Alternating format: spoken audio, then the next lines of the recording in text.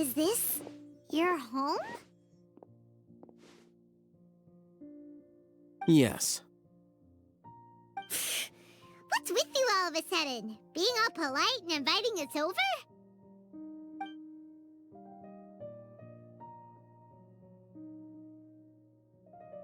Ah, you're back. Quick, come help me see if this painting's all straightened. Huh? Who are they? Stop making a fuss. They're obviously guests. You're not from the academia, are you? I'm unsure she's seen you before. You're that person from that time in that one place! Wait, what? How do you know me? Oh no, do people know that I live here? What? You're embarrassed only now of all times? Oh, you guys are roommates! Yes, we are, but keep that to yourselves. Please, don't tell anyone else. I keep a few books on collectives and the subconscious here at home. I'll get them. You all chat in the meantime. Hey! Hey! You're leaving just like that? What's the deal, Alhaitham?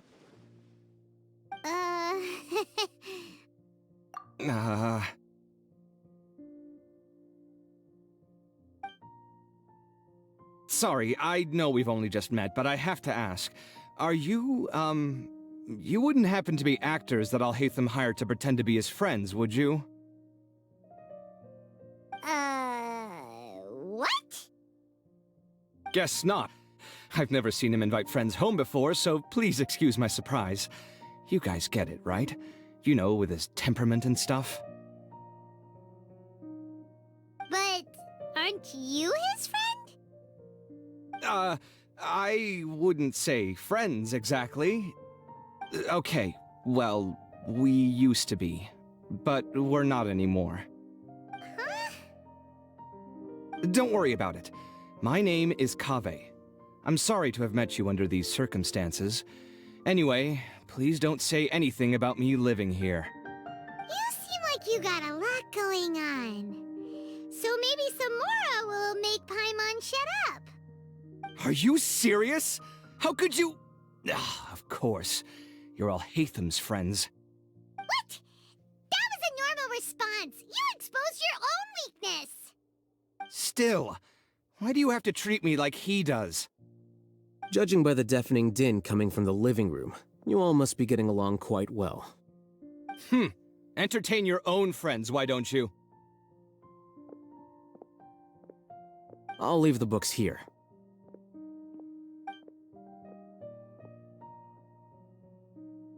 Paimon's dizzy from reading. This is way too complicated. Why don't we just ask questions instead? Paimon wants to know, oh, how did you know about the collective consciousness's weakness? A year ago, Siraj presented his thesis to the Grand Sage, who offhandedly asked for my opinion. I actually responded with 2 lines of reasoning. The first, as I've already said, was that his research was on human evolution, a subject prohibited by the academia. The second was that I thought the direction of his research was too extreme, but his approach too conservative. Wait, that's too conservative? He built such a large lab, gathered all those people, and even tried to get rid of you! One way to stabilize a collective consciousness is to remove the test subject's humanity altogether. The optimal solution to achieve collective consciousness is to focus solely on the overmind and treat the other test subjects as tools. That's way too dangerous! You're not seriously considering that, are you? 'Cause, whew. I'm merely stating the facts. If Siraj had done that, I would have felt his work to be just as senseless. It's impossible for any species to evolve overnight, and humans without their humanity cannot be called humans. That's why the academia prohibited research into human evolution.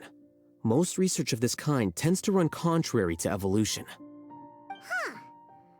Paimon gets it now. Ha! That's rich coming from you. If humans aren't humans without their humanity, then you'll probably evolve into some other species in another decade, I wager. What about you? Are you going to devolve into a fungus? At least I'd be a fungus with empathy. Sorry for eavesdropping, but what happened to you guys? Are you in trouble? Sort of. We encountered a strange researcher that had it out for us. Are you all okay?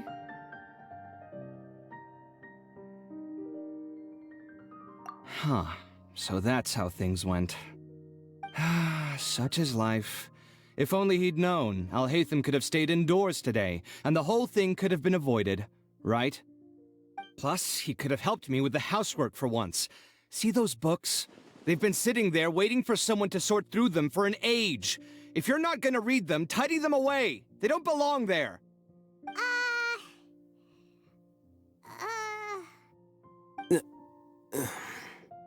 Can you feel the awkwardness in the air?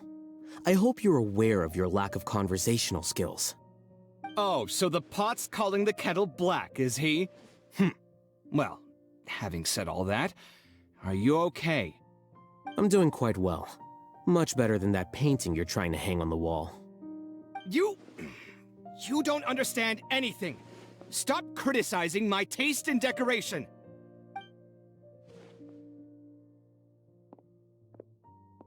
Paimon can't tell which of them is more problematic. Let's just get this over with and leave. You whisper very loudly. Oh, yeah, Paimon's been told that. Do you have any more questions? Let Paimon think. Oh, by the way, the other researchers apologized to you. They hope that you can forgive them. I bear them no ill will. More accurately, I don't really care about what they think of me. To some extent, they were also fooled by Siraj. The Matra will take this into account at their trials. Ilias also said that he wanted to tell us the truth at Gandharvaville, but he didn't have the courage. He apologized to you, too. It doesn't matter. I never considered asking him to come forward with the truth. Judging from his experiences, he's more courageous than the average person. There's no need to lay even more criticism on him. Criticizing the brave only shows how weak you yourself are. I'm going for dinner in 10 minutes, so I'll field one last question. Paimon doesn't have any more questions. How about you? Oh, yeah, that's a good question. You only started investigating with the Matra at the Academia because you were interested in something, right? But after meeting Siraj, it didn't seem like you were interested in him or his experiment. I had no interest in him personally, but I was curious as to why so many people were willing to form a collective consciousness with him. I now understand the reason. Correct. The fall of the sages and the shutdown of the Akasha terminals deeply affected the Academia. The fact that Siraj's project attracted so much interest despite not being approved speaks to the lack of research projects as of late. As the acting Grand Sage, I'll have to figure something out. In addition, what happened to Ilias is worth our attention. Reporting academic fraud was the right thing to do. He didn't deserve the outcome that he had received. Paimon understands now. Oh, you're pretty serious when it comes to work, huh? I think minimum viable seriousness is a more apt description. I'll do my best to take care of this mess until my resignation is approved. Wait, your resignation? Yes. I've already submitted my resignation to the Academia. Soon, I'll resign as the acting Grand Sage and go back to being its scribe. I don't think Siraj knew about that. If he had waited just a few more days before acting, I would have already resigned. What he'd do then wouldn't have been any concern of mine. However, even without my input, his unstable model would have collapsed for some other reason, so it makes no difference. But why do you want to resign? I'm not suited to be a sage, nor do I want to be one. The official process to select the new sages is already underway, but this process is long and takes far too much time. If I serve as acting Grand Sage for too long, the position might become permanent. That would be troublesome. This job isn't something I want to spend the rest of my life doing. It's important to keep your priorities straight. Well, it's about time. You two should grab some dinner as well. Oh, now that you say that, Paimon's kinda hungry. See ya! We're gonna grab some yummies! See ya.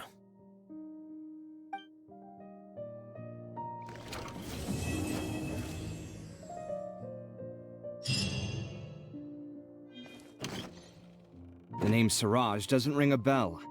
Was he in your class? He isn't someone who would leave an impression, so it's expected that you don't remember him. I've always had a hard time appreciating the way that the academia pressures people by labeling them as geniuses. But even so, the academia can't be left to you. Or perhaps I should say that I'm delighted to see that you have a base amount of self-awareness. If the people in the academia haven't gone mad, they'd know that I'm much more suited to be a sage than you. And I suppose they'd let everyone know that your career as a sage will be as shaky as that painting. Again, that's mighty rich coming from someone about to resign. In a few days, you'll be managing files again. You'll be back at rock bottom. But my salary will likely stay the same. Wait, what? How come? Why do you get special treatment? At least I don't have to be an architectural designer who works himself to death just to get a smile from his client. You...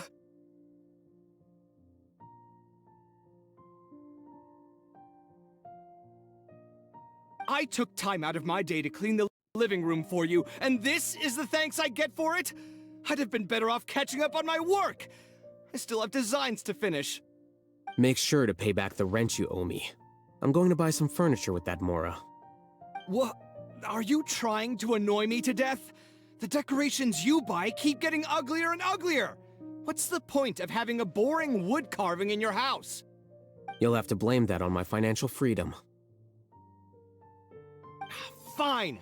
Go ahead and hide behind your financial success if you want. But if we forget Mora for a second, do you have anything of true value to boast about? I think I'd have too many choices, to be honest. You, on the other hand, can you think of any redeeming features at all? Artistry, for sure. You don't know the first thing about interior design. Don't go off buying random furniture unless you take me with you. So I'll have to bring you along and then buy you drinks? Of course. But why would I do that? It would just be another form of a loan, and you'd have to pay me back eventually. Can't you just be nice and not ask for the Mora back? Pretending that you're not in debt is as ridiculous as pretending you're not living in someone else's home. Word will get out sooner or later. Speaking of which, your friends won't say anything, right? Tell them to keep all this a secret. There's no need to hide it so carefully. I think the truth's already out. You're such a lightweight that a few drinks at the tavern had you spilling all your beans. What? No, it can't be.